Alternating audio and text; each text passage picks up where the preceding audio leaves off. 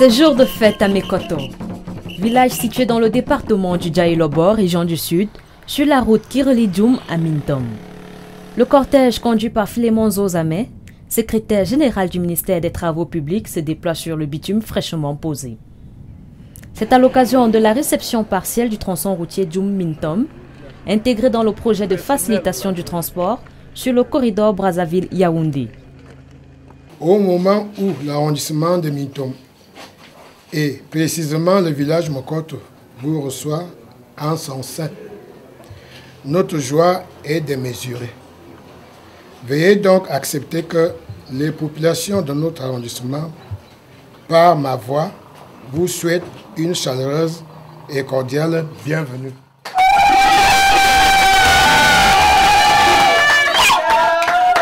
Son Excellence, Monsieur Paul Biya, dans son vaste chantier pour l'émergence Horizon 2035, joint la parole à l'acte, ceci en dotant du village de Mokoto un poste de pesage et péage avec logement, un hôpital équipé avec logement, une école publique avec logement, une case communautaire et un terrain de football. Sur ce, je tiens à exprimer ma reconnaissance au chef de l'État. Mes remerciements vont aussi à l'endroit du ministre des Travaux publics et ses plus proches collaborateurs. Nous n'oublions pas le maître d'ouvrage, à savoir la société MNO. Premier arrêt, station de pesage et poste de péage. L'édifice affiche fière allure. Doté de plusieurs générateurs de grande capacité et d'une réserve d'eau, il est également équipé d'un matériel informatique de dernière génération. Dans le registre des travaux connexes réalisés lors de l'aménagement de ce tronçon routier, un dispensaire et des cases de santé communautaire destinées au personnel entièrement équipés.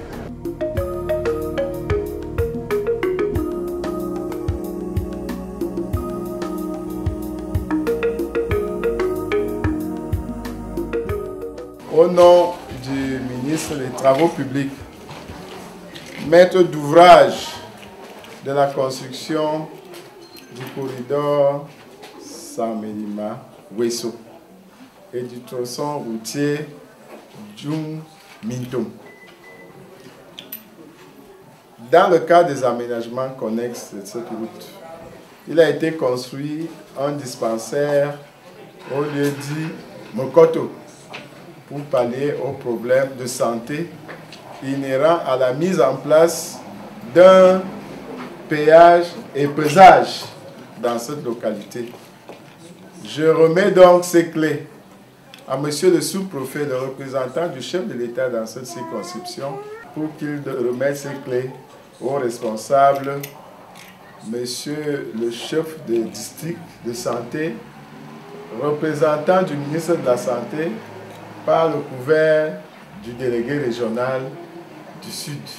Monsieur le sous-préfet, voilà les clés de dispensaire.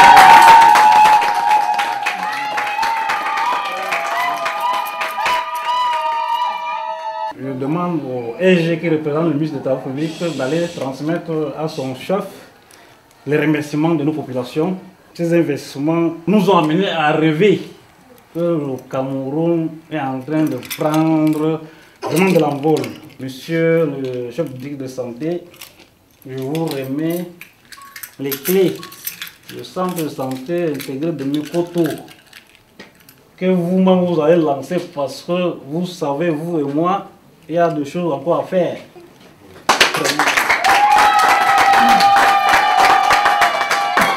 Je vous remercie très sincèrement. Le centre de santé intégré de Mokoto, qui fait partie de l'aire de santé de Mélène. Parce que ce joyau architectural, comme vous venez de le dire, plusieurs personnes aimeraient être à la place de Mme Tanka qui vient d'être nommée ici. Et je crois qu'elle va participer au bien-être des populations du district en général et de l'aire de santé de Mélène en particulier. Si par les populations de Mokoto et ses environs. Nous aimerons également demander à la communauté, avec l'aide du ministre que nous représentons ici, de pouvoir aider, puisque nous avons vu des maisons d'astreinte qui demandent encore du personnel.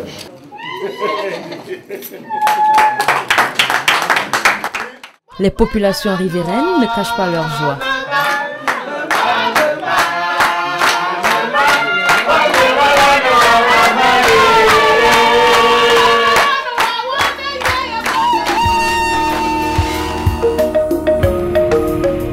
Pendant 50 mois, de jour comme de nuit, les engins de l'entreprise MNO Vervat, maître d'ouvrage, se sont activés sur cette nationale numéro 9. Au total, 400 ouvrages hydrauliques et 2 ouvrages d'art ont été réalisés au cours de ces travaux. La qualité, c'est impeccable. Dès le début, on a mis l'objectif de bien suivre la qualité. Et vous savez, c'était un grand projet de 55 milliards. Et on a fait détourner presque 98 km 600. Vraiment, c'est un projet qui a amené beaucoup de choses aux populations en termes sociaux. Et moi, je pense que tout le monde gagne dans ce projet. Ce tronçon routier est recouvert d'une chaussée large de 7 mètres et demi, avec 2 accotements revêtus d'un enduit superficiel bicouche de 2 mètres chacun. La vitesse de référence est de 60 km/h en relief vallonné et 80 km dans les plaines. Louis Berger Cameroun est chargé de la mission de contrôle. Cette route, beaucoup plus que d'autres routes qu'on a eu à exécuter ou suivre l'exécution dans le passé, respecte bien les normes. Parce que toute la panoplie d'outils de contrôle qui sont utilisés dans le cadre des travaux routiers a été mise en œuvre dans le cadre de ces travaux. Et particulièrement, il y a des outils même des dernières générations qui ont été utilisés pour s'assurer que l'ouvrage mis en place répond aux normes. Les essais de déformabilité qui ont été effectués sur cette route après que les travaux soient achevés, parce que c'est des essais qui doivent être faits sur un linéaire continu et qui sont faits à des appareils très sensibles, notamment le déflectographe Lacroix, donc qui ont donné des résultats vraiment probants. On peut rassurer donc tous les bénéficiaires et tous ceux qui sont dans la zone du projet que les aspects environnementaux et même sociaux ont été respectés. Et en plus, on peut se réjouir de ce que la structure qui finance envoie régulièrement sur le terrain, tous les 6 mois, dans des experts, parmi lesquels les experts environnementaux, qui vérifient le plus méticuleusement possible si les normes environnementales étaient respectées. Et par ailleurs, sur le plan social, vous savez que ce projet est accompagné de beaucoup de projets connexes, donc, qui permet donc d'intégrer donc le projet dans le contexte humain dans lequel il est logé, et en apportant des équipements, des ouvrages, des écoles, des centres de santé, etc., donc aux populations de la zone, pour que non seulement ils bénéficient d'une infrastructure routière, donc vraiment des dernières générations, mais qu'en plus d'autres commodités sociales leur soient apportées. Et c'est ce qui a été fait, ce qui est la particularité de ce projet. Financé à 91,7% par le Fonds africain de développement et le gouvernement camerounais à 8,3%, ce voyage sur la route de l'émergence a été parsemé d'embûches. Il va falloir que les populations, qu'on les amène à adhérer au projet. Surtout cet épineux problème de libération d'emprise qui nous prend énormément de temps dans les délais de réalisation. Parce que c'est le principal problème que souffrent les projets routiers dans la région du Sud. À côté donc de cette libération d'emprise, il va aussi falloir qu'on essaye d'accélérer le traitement et le paiement des décomptes à la fois de l'entreprise de travaux et des missions de contrôle. Voyez-vous, lorsque nous passons à peu près 6 mois et que les factures des entreprises de missions de contrôle ne sont pas payées, ça se ressent au niveau de la motivation des personnels. Les personnels ne sont plus suffisamment motivés, le laxisme s'installe et donc on peut arriver même à des défauts de qualité. L'autre difficulté qu'on ne manquerait pas de citer, c'est l'ordre technique. Vous savez, on est en pleine forêt équatoriale. Hein. Donc, ce n'est une route en forêt, c'est peut-être différent d'une route en plaine ou en zone sahélienne. Particulièrement pour ce projet, il y avait donc des zones de grandes plaines, notamment les zones des montagnes qu'il fallait traverser.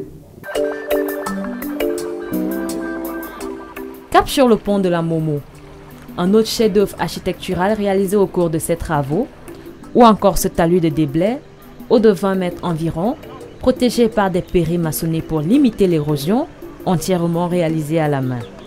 Le délégué régional des travaux publics pour le Sud se dit très heureux de l'aboutissement des travaux. On va se féliciter du fait que la quasi-totalité des acteurs qui ont contribué à la réalisation de ce projet ont été en majorité des cadres camerounais. Et c'est une expérience qu'on devrait partager et promouvoir et comprendre comme cela que le transfert de technologies en matière de l'ingénierie routière est une réalité dans notre pays et une réalité dans la région du Sud. Nous devons aussi surtout être satisfaits de la qualité parce que, voyez-vous, depuis que nous sommes arrivés au terme de l'achèvement des travaux, vous ne pouvez pas imaginer le trafic poids lourd qui emprunte cet axe routier en provenance de notre pays voisin qu'est le Congo. Et après ces quelques années, en principe, si la chaussée n'était pas assez bien réalisée, on aurait déjà observé quelques déformations, quelques dégradations sur la chaussée. Mais je pense que ceux qui ont déjà eu l'occasion d'emprunter cet axe se rendent compte qu'en dépit de ce poids lourd, on n'observe pas de dégradation. Évidemment, il va donc falloir renforcer ce dispositif en mettant opérationnel la station de pesage qui a été construite à Mokok et aussi la rentabiliser avec le poste de péage également installé au niveau de Mokok. D'autre part, on doit aussi se féliciter des autres aménagements connexes qu'ont bénéficié tous les riverains de cet axe routier et bien évidemment la ville de Djoum avec une aire de stationnement, la ville de Mintom avec la voirie, également avec la voirie de la ville de Djoum, un certain nombre de forages construits dans les villages traversés et des voies d'accès qui mènent vers la rivière Dja, tous ces aménagements connexes qui vont permettre un véritable désenclavement de toutes ces localités et qui vont apporter du progrès social à toutes ces populations. Aujourd'hui que la route passe, le maire de la commune de Djoum espère que le développement suivra. Ce d'autant plus qu'elle facilitera les échanges entre le Cameroun et le Congo-Brazzaville. Pour lui, il faut donc capitaliser cet ouvrage. Nous allons demander à nos populations de produire plus, parce qu'il y a un grand marché qui s'ouvre à la frontière du Cameroun et du Congo. Vous savez, peut-être que vous ne le savez pas, il est prévu la construction d'un pont entre les capitales Brazzaville et Kinshasa sur le fleuve Congo. Et à partir de là, il sera plus facile pour nous de couler nos produits non seulement au Congo-Brazzaville, mais aussi au-delà, au Congo-Kinshasa, Congo démocratique. Cette route aussi nous donne accès à la région sœur de l'Est. Donc vous voyez que Djoum est un carrefour. La route qu'on est en train de réceptionner aujourd'hui va nous permettre de multiplier les échanges en termes de circulation des personnes, mais aussi en termes de circulation des biens. C'est ici à Akom que le projet s'achève. C'est au total près de 98 km de route aménagée, un projet mené de bout en bout par une main-d'œuvre essentiellement camerounaise et qui a généré de nombreux emplois auprès de la population locale. L'arrivée de cette route sonne le glas de la souffrance des populations riveraines. L'état de la route maintenant entre Mintom et Djoum est vraiment passable. Elle est très bonne par rapport à avant. Avant, nous, on prenait plus d'une heure de temps entre Mintom et Djoum. Mais maintenant, là, c'est moins d'une heure de temps. L'état de la route avant était tellement, c'est qu'on ne peut même pas dire, parce qu'il y avait des moments où on faisait même 2 ou 3 jours encore avant d'arriver à Djoum. Avant, quand une voiture roulait normalement, elle faisait 3 heures. Maintenant, les voitures qui roulent bien, ils font 1 heure. Mais les voitures de passagers, ils font 1h30. Avant de quitter le sud, Philémon Zozamé, secrétaire général du ministère des Travaux publics, est allé à la rencontre des populations riveraines et a présidé un peu plus tard une réunion de mise au point avec toutes les parties prenantes. Depuis ce matin, nous avons débattu de tous les problèmes techniques relatifs à cette route. Il est apparu que tous ces problèmes techniques, objet de beaucoup de réserves lors des multiples descentes qui ont été effectuées ici, ont été levés. Ça, c'est le premier point. Deuxième point, nous avons débattu de la destination de cette base vie.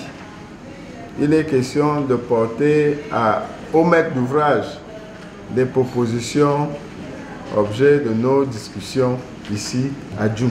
Les travaux de l'autre route connexe Mintom-Dja a été visité hier par tous les membres de la délégation. Ils y sont venus avec une réelle satisfaction. Nous pouvons donc tirer les conclusions nécessaires par rapport à cette descente en disant que la réception de tronçon de route Djoum-Mintom peut donc être déclarée avec satisfaction.